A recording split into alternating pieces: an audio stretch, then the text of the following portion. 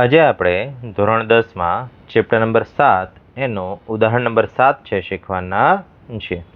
એની અંદર કહે છે કે ભાઈ બિંદુ -4, 6 એ બિંદુઓ a ઓફ -6, 10 અને b ઓફ 3, -8 ને જોડતા રેખાખંડનું કયા ગુણોત્તરમાં વિભાજન કરે છે. એટલે કે અહીંયા આપણને શું આપ્યું છે તો આકૃતિ દ્વારા સમજીએ. તો અહીંયા આપણને બે બિંદુઓ આપેલા છે. એક બિંદુનું નામ એ છે જેના યામ -6, 10 છે અને બીજું બિંદુ એનું નામ બી છે જેના યામ આપણને 3 અને -8 આપેલા છે. હવે એવું કહે છે કે ભાઈ અહીંયા વચ્ચેના ભાગમાં કોઈક જગ્યાએ ત્રીજું બિંદુ છે. નામ કોઈ આપેલું નથી. નામ આપણે સી લઈ લઈએ અને એના યામ કહે છે કે ભાઈ એના યામ છે -4, 6 છે. તો હવે આ જે સી બિંદુ છે એ કયા ગુણોત્તરમાં વિભાજન કરશે એ ગુણોત્તર છે આપણે શોધવાનો છે. અત્યારે જનરલી માની લઈએ કે ભાઈ M1 જેમ M2 ગુણોત્તરમાં વિભાજન કરે છે. તો આ M1 અને M2 ની કિંમત કેટલી છે એ આપણે ગોતવાની છે. તો ચલો હવે એના માટે સૌથી પહેલાં તો આ વસ્તુ આપણે ધારી લઈએ. એટલે અહીંયા ઉકેલમાં સી બિંદુ આપણે ધારી લઈશું કારણ કે સીનું નામ નથી આપ્યું અને ગુણોત્તર પણ આપેલો નથી. એટલે M1 અને M2 પણ આપણે ધારી લઈએ કે ભાઈ ધારો કે sea of -4, 6 A a of -6, 10 અને b ઓફ 3, -8 નું M1 જેમ M2 ગુણોત્તરમાં વિભાજન કરે છે.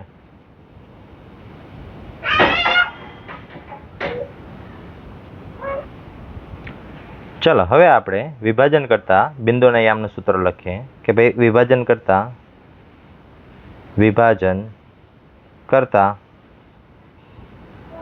બિંદુના યામ પરથી બિંદુના યામના સૂત્ર પરથી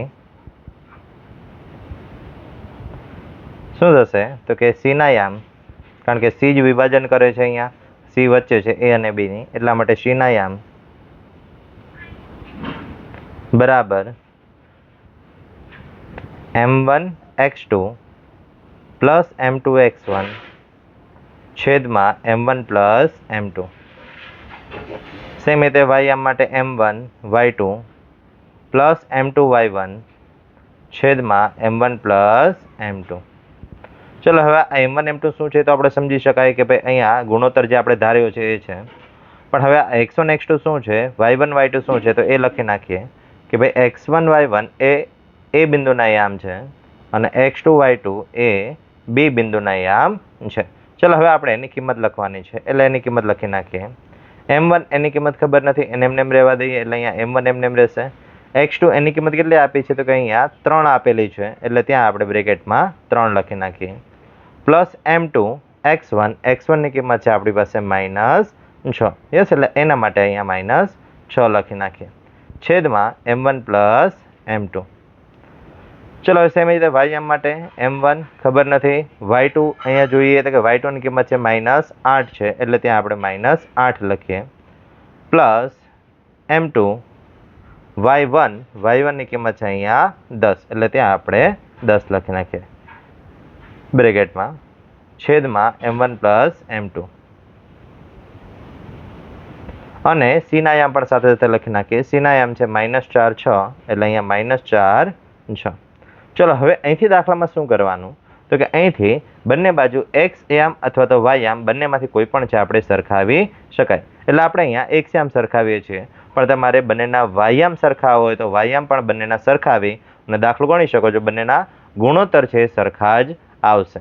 યસ, ચલો તો હવે અહીંયા આપણે બંનેના x યામ સરખાવી દઈએ કે ભાઈ બંનેના અથવા તો બંને બાજુ x યામ સરખાવતા.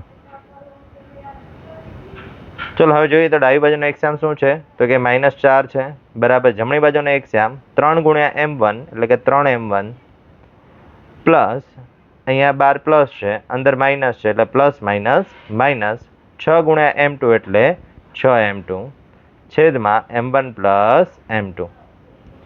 ચલો હવે શું કરીએ કે ભાઈ છેદના જે m1 પ્લસ m2 છે એને ડાબી બાજુ જવા દઈએ, એટલે -4 સાથે ગુણાકારમાં આવતા રહેશે, એટલે કે -4 કૌંસમાં m1 પ્લસ m2 બરાબર 3m1 6 m2. હવે -4 એના અંદર ગુણી દઈએ, એટલે કે -4 m1 બાર માઇનસ અંદર પ્લસ, એટલે કે પ્લસ માઇનસ -4 m2 બરાબર 3m1 -6 m2. ચલો હવે શું કરીએ તો કે જેટલા પણ m1 વાળા પદ છે એ બધાને આપણે ડાબી બાજુ લઈ લઈએ, અને જે m2 વાળા પદ છે એ બધાને આપણે જમણી બાજુ ભેગા કરી દઈએ. એટલે કે અહીંયા જે -4 m1 છે એ તો ડાબી બાજુ જ રહેશે, એટલે કે એને ડાબી બાજુ લખી નાખીએ. જમણી બાજુથી જે 3m1 છે એને આપણે ડાબી બાજુ લેવા છે.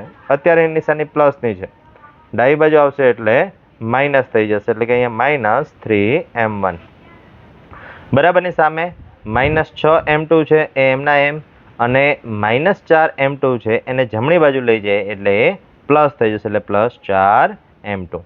ચલો હવે સિમ્પલ જે આ સરવાળો બાદબાકી થાય છે ત્યાં સરવાળો બાદબાકી કરી દઈએ.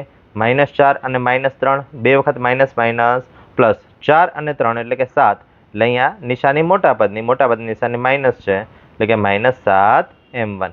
સેમ રીતે બરાબરની સામે અહીંયા માઇનસ છે, પાછળ પ્લસ છે, એટલે કે માઇનસ પ્લસ માઇનસ 6 માંથી 4 જાય એટલે 2 વધશે, પણ નિશાની મોટા પદની નિશાની માઇનસ, એટલે કે -2 m2.